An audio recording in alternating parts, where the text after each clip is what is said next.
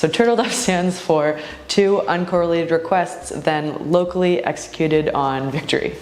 I finally remembered it.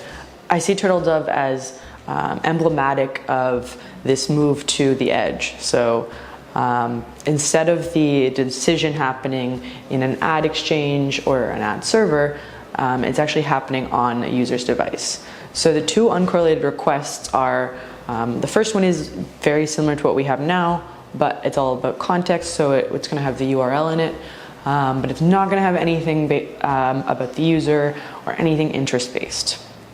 And so that might, in an example, I go to ESPN.com, you might have information about the ad placement, where it is on the page, what size it is obviously, and then an ad network could respond. The other set of requests are more about users' behavior and interest. And so that is not necessarily even sent at the same time as the context one, in part because then that prevents bad actors from trying to correlate the time and kind of work backwards to map those two together. Now, brand safety will be really important if you want to use an interest-based request, which is sent beforehand. Because, so let's use an example that Nike knows that I really like basketball and maybe I want a new pair of LeBrons.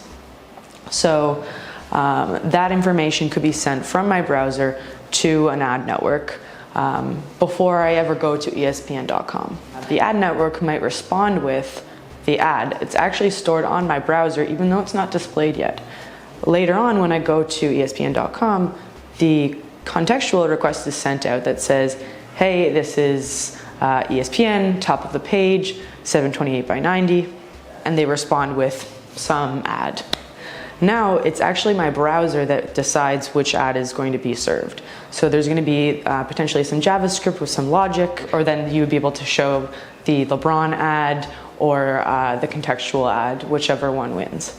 This is a little bit opaque, and I can sense that marketers might be a little bit apprehensive.